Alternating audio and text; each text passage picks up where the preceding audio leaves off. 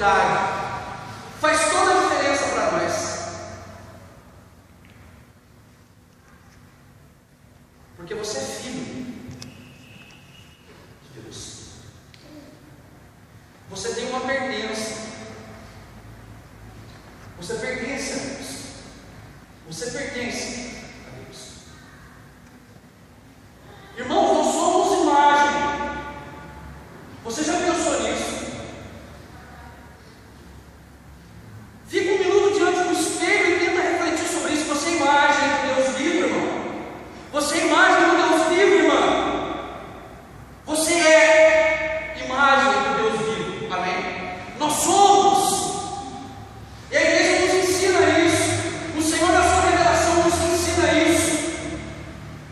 Que nós somos imagem de Deus vivo. Você é imagem de Deus vivo.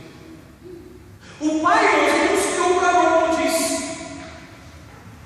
E daí, irmãos, isso faz toda a diferença para nós, porque quando nós adquirimos essa consciência de filho, a nossa vida assim, irmãos, social, né? A nossa vida cotidiana, ela já muda de figura. Ela já muda. Porque eu penso, irmãos, e às vezes a gente percebe que muitos dos nossos irmãos têm essa percepção de ter vindo aqui, né? E de alguém ter nos esquecido aqui nesse mundo. E como se a gente estivesse nesse mundo vagando, vagando, vagando, como se a gente não tivesse uma orientação nenhuma.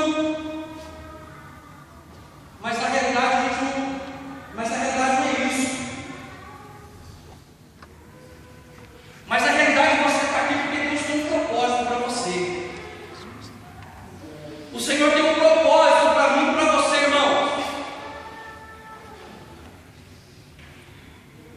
O Senhor não nos chamou, não nos colocou, não nos criou, não nos colocou nesse mundo aqui simplesmente para habitar. Isso é importante.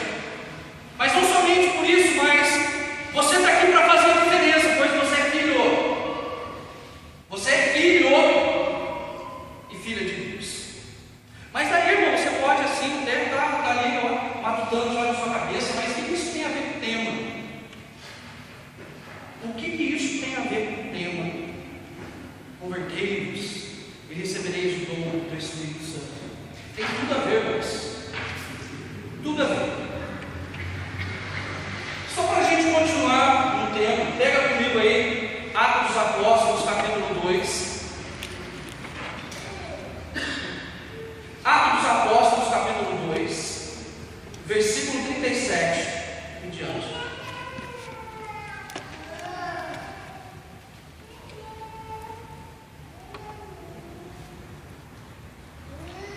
Atos 2, 37, que dirá assim: quando ouviram isso, ficaram com o coração compungido e perguntaram a Pedro e aos outros apóstolos: irmãos, o que devemos fazer? Pedro respondeu: convertei-vos e cada um de vós seja batizado em nome de Jesus Cristo para o perdão dos vossos pecados, e recebereis o dom do Espírito Santo. Versículo 39: pois a promessa é para vós e para os vossos filhos, e para todos aqueles que estão longe, todos aqueles que o Senhor nosso Deus chamar. Com muitas outras palavras ainda, Pedro lhes dava testemunho e os exortava, dizendo: salvai-vos desta geração perversa. Os que aceitaram a palavra de Pedro receberam o batismo. Naquele dia foram acrescentadas mais ou menos 3.000 pessoas. Palavra do Senhor. Graças a Deus. Palavra do Senhor. Graças a Deus. Aplauda a palavra do Senhor, irmãos.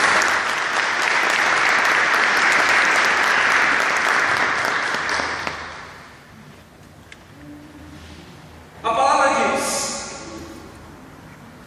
vai para uma pergunta: irmãos, o que devemos fazer? E a resposta de Pedro é imediata: convertei-vos. Irmãos,